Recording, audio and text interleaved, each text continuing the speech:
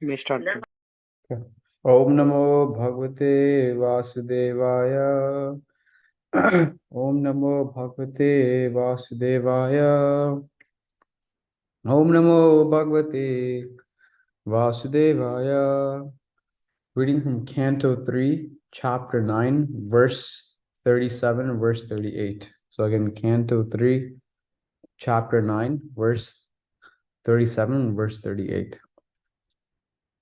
So I'll read verse 37 first.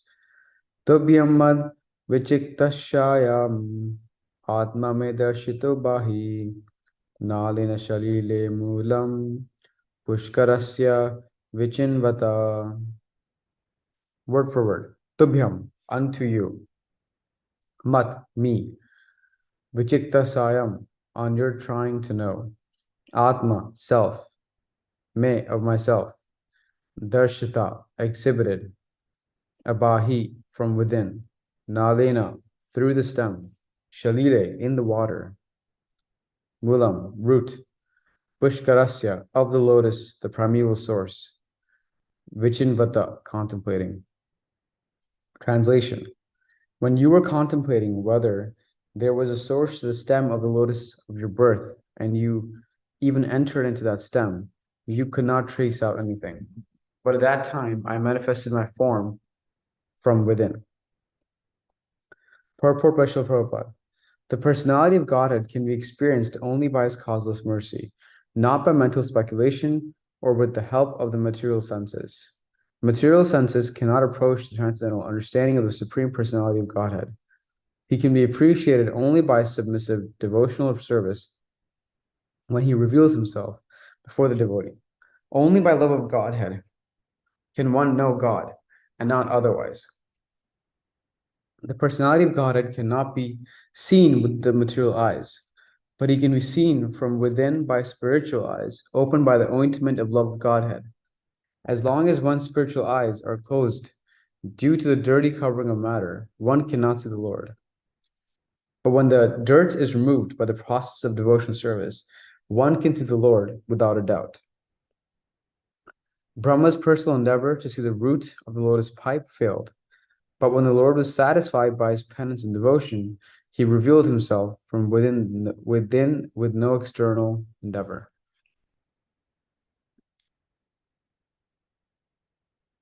Verse 38.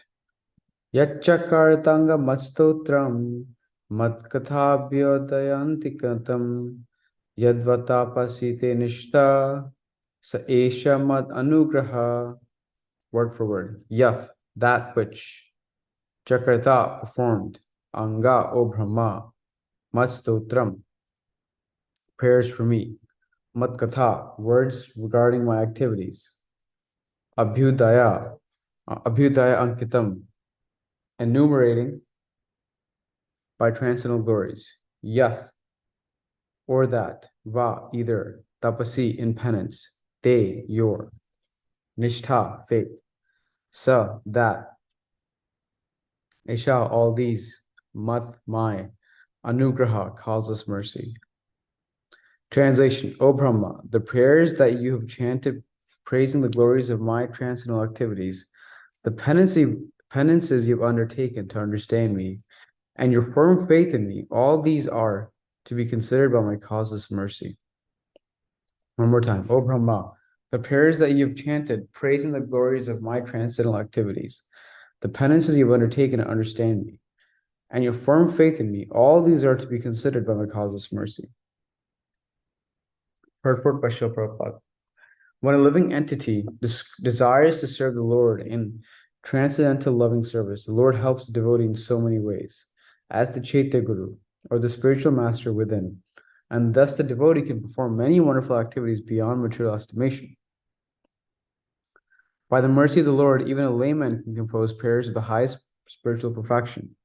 Such spiritual perfection is not limited by material qualifications, but is developed by dint of one's sincere endeavor to render transcendental service. Voluntary endeavor is the only qualification for spiritual perfection. Material acquisitions of wealth or education are not considered. Okay. So Hare Krishna, everyone. The title of this chapter, again, Canto 3, Chapter 9, is Brahma's prayers for creative energy. So for some context, Brahma's been performing penance before he's about to begin creation. He's trying to discover himself, and he's been, performing this penance. And he offers, prayers to Lord Vishnu before he begins creation. After he's done all the penances, he shares sort of his realizations with Lord Vishnu. And the Lord notices that, Brahma is very anxious about planning and the construction of the different planetary systems.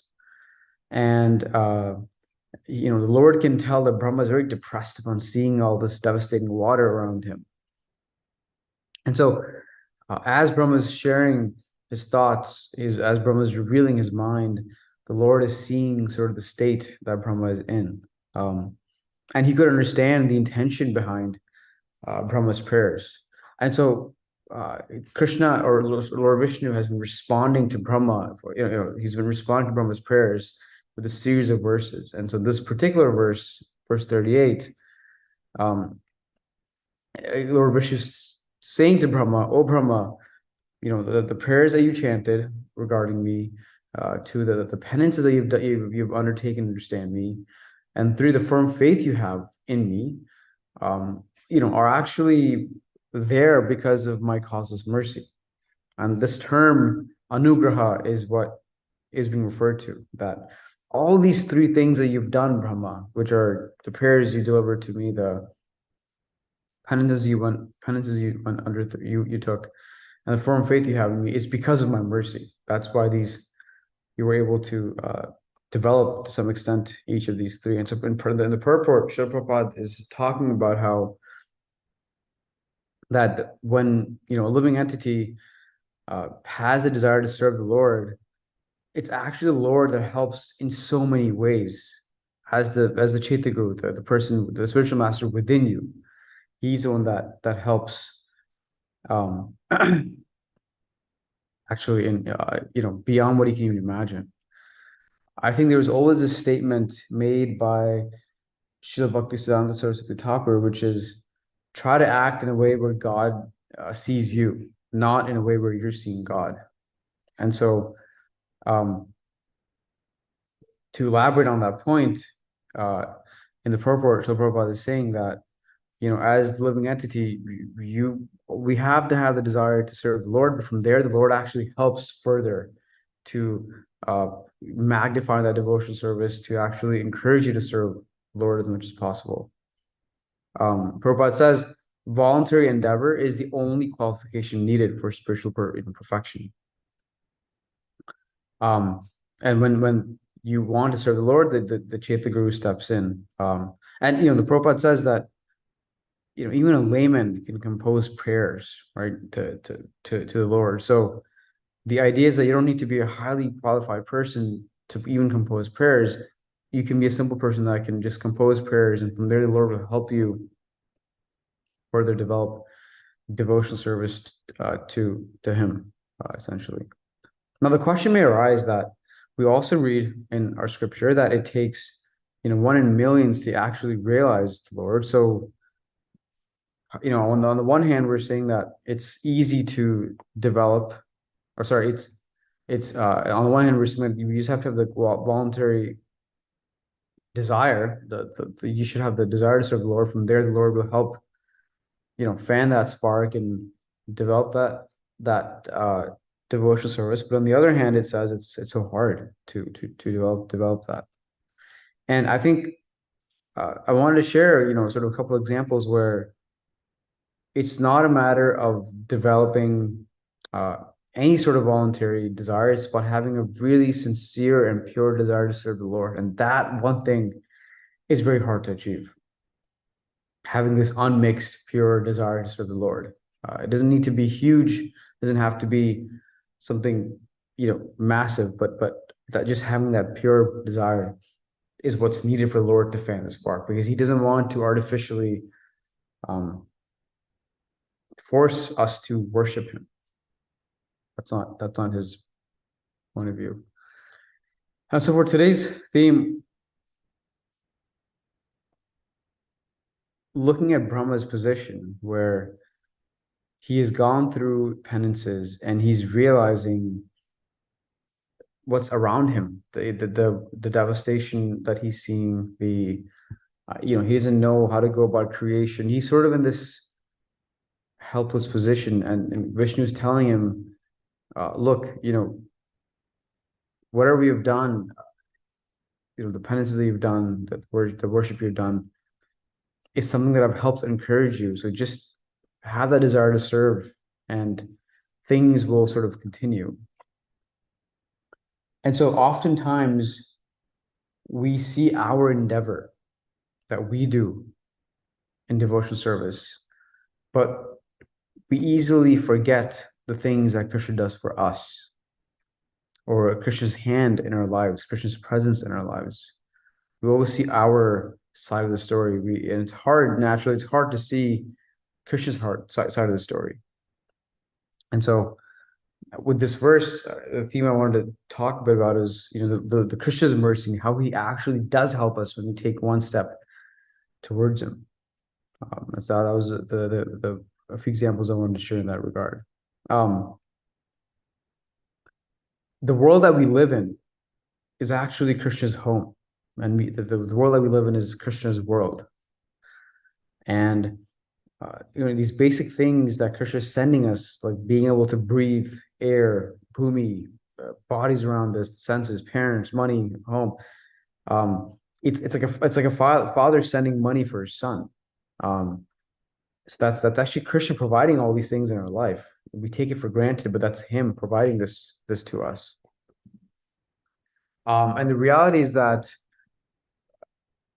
when a son will keep misusing these things, the father keeps providing it in any case, because there's so much unconditional love that the parents keep providing this to their kids. And just like that, Krishna is providing breath and air and parents and home and things. Even though there's misuse of those things, Krishna incessantly keeps providing these things in our life. People are convinced that Krishna doesn't give us anything, but the reality is he keeps unconditionally giving things to us. In fact, Prahlad Maharaj tells Nrsimhadev, when he's sitting on Nrsimhadev's lap, he tells Nrsimhadev that Krishna, you actually show your love through sending us parents. And Prahlad Maharaj is saying, despite the fact that he had such a demoniac father as Hiranyakashipu, despite that, Prahlad Maharaj is telling Nrsimhadev, hey Krishna, you actually send your love through the parents that you send for us. And so the parents that we have in our lives, the mere existence of them and one of the things that they've taught us is through Krishna. Like that is Krishna's presence. And we don't see that. We mistake that sometimes. Krishna gives us the ability for all souls like us to go to the temple. He provides prasadam for everyone to eat. So I'm pointing out very basic things that we think Krishna is not a part of, but he actually is a part of, that we see in our life. According to the Vedas, all the senses, the eyes, throat, whatever we have, is predominated by demigods. And Krishna has assigned specific demigods to take care of our senses.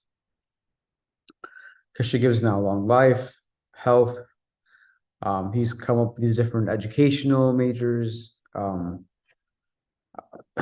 so, from a practical perspective, Krishna has so much love for us that we don't often see in our day-to-day. One example that comes to mind and from scripture is, of course, the story of Ambarish Maharaj. Ambarish Maharaj is a pure devotee. He was a strong Krishna bhakta. And his mood was like his mood was as if he was a resident of Vaikuntha, right? He was always serving the Lord, and he had enormous opulence. But the key thing is that he engaged everything in Krishna's service. He had enormous opulence, but every part of that was dedicated towards Krishna. He would take care of his citizens like they were his children. And so because of that mood, he decided to go for the severe austerity for 1 year. He decided to do Kadashi for 1 year. And he wanted that the benefits of all his vrata would go to his citizens. That was his mood in doing this, right? Again, as we were discussing at the top, it's that having that intentional, unmixed mood towards Krishna is what it takes. And that's what he had. It wasn't that he was doing tons and tons of sadhana, it was the mood that he was carrying in himself. And so as the story goes, he does the fast. He's about to break his fast. Then just at that time, the Rasa Muni steps into the assembly with his followers, and the Rasa Muni says, okay, I see you're about to break your fast. Let me go take a bath. I'll come back, and then we can all eat together. I remember Rich Marge offers the Rasa Muni prasadam to break Kadashi fasting. And so while the Rasa Muni is going and taking a bath with his followers, there's a very specific time window that you have to break your fast in. And so Rish Maharaj is, okay, let me, we'll prepare the prasadam. Let me eat some prasadam in this time window so I don't lose the benefit of the fast. So the citizens don't lose the benefit of the fast. And then when the Rasa Muni comes, we can commence eating the rest of the prasadam. And the Rasa Muni, through his mystical powers, knows that Amrish Maharaj is about to eat. And so he sends a demon from his hair to kill Amrish Maharaj. And as this demon is being sent, Sudarshan Chakra appears to kill this demon. And so the Sudarshan Chakra, of course, kills this demon. And the Sudarshan Chakra is chasing down the Rasa Muni. As the story goes, the Rasa Muni is not able to seek protection from anyone, right? Lord Shiva is not able to save him. Lord Brahma is not able to save him. Lord Vishnu finally tells the Rasa Muni that you have to go and get mercy from Amrish Maharaj. If Amrish Maharaj says it's okay, then the Sudarshan Chakra will stop. And so the Rasa Muni goes to Amrish Maharaj, and Amrish Maharaj is, of course, you did nothing wrong, and so the Sudarshan Chakra stops attacking the Rasa Muni. And the point of this is that the Lord is listening to what Amrish Maharaj wants. So Amrish Maharaj has his desire to serve the Lord, but the Lord is actually following what Amrish Maharaj wants in his life. And so, again, that's an example of Krishna's presence in a devotee's life. In fact, the Lord is thinking about his devotee more than anything else. And so we take one step towards him, he actually takes 1,000 steps towards us, and that's being demonstrated. It's easy to see our side, but it's hard to see Krishna's side many times. And so this is one example of where the Lord is thinking about it. In fact, I wanted to read this verse from this pastime. The verse is, Sadavo hridayam mayam, sadhunam hridayam tva aham, mad anyatena jananti, Naham tebhyo managapi. The translation is, the pure devotee is always within the core of my heart, and I'm always within the heart of my pure devotee. My devotees do not know anything else but me, and I don't know anyone else but them. And so Krishna is making this point that I'm actually always thinking about my devotee. We always say, focus and meditate about the Lord as much as possible. But the reality is that the Lord is always thinking about his devotees as well. And this is proved by the fact that Krishna is in the heart of every living entity. And so it's, in this theme of seeing Krishna's presence in our lives, it's really important because he is helping us without us realizing it. One reporter asked Srila Prabhupada, have you seen God? And Prabhupada said, I'm seeing Krishna all the time. And Prabhupada, he's basically indicating that, I see Krishna in everything. Krishna is actually around us, helping us, in everything. And when we do bhakti, when we do devotional service, it's not a matter of just acknowledging Krishna, that Krishna exists. It's actually about seeing him. and feeling his presence. One shouldn't see the deity as just a mere idol. Krishna's actually physically there. He's there on that altar when we're singing Arati or when we're doing kirtan in front of him, or speaking in front of him. So Krishna's actually loving in proportion to us thinking about him. Things that we do, deity worshiping, reading Bhagavatam, chanting, kirtan, it's a way to show our love to Krishna. And in a similar way, Krishna is thinking about us as well. Two more examples is Krishna always remembers Bhishma, right? When Bhishma is lying on his deathbed, a bed of arrows, Krishna tells Bhishma, I'm always thinking about you. It's not a matter of just because Bhishma is such a great devotee of Krishna. Another example is Draupadi. When the pastime was happening where Draupadi was being disrobed by Dushashan, the Kauravas, Dushashan was one of the brothers of Duryodhana, and he was disrobing Draupadi in that giant assembly where everyone was sitting. Draupadi's husbands were there. The senior devotees like Bhishma Dev was there, and Dronacharya was there, but she was being disrobed in that time. And there's one question that Draupadi asks Krishna, which is, why did you take so long to rescue me? The Shashana was disrobing me, but you took such a long time to come. And Krishna says, I don't interfere with your free will. He said, when that disrobing was happening, you were taking other shelters. You first used your own strength. You held the sari from the Shashana. So you tried that first. Then you looked at your husbands. They didn't do anything. Looked at Bhishma, looked at Drona, they didn't do anything either. Only when you turned to me and prayed with full devotion, then I immediately came. And so Krishna says, again, one of the things I made in the beginning of the class is Krishna doesn't artificially try to force himself upon us. Only when we approach him, Krishna appears and shows up and keeps fanning that spark, right? So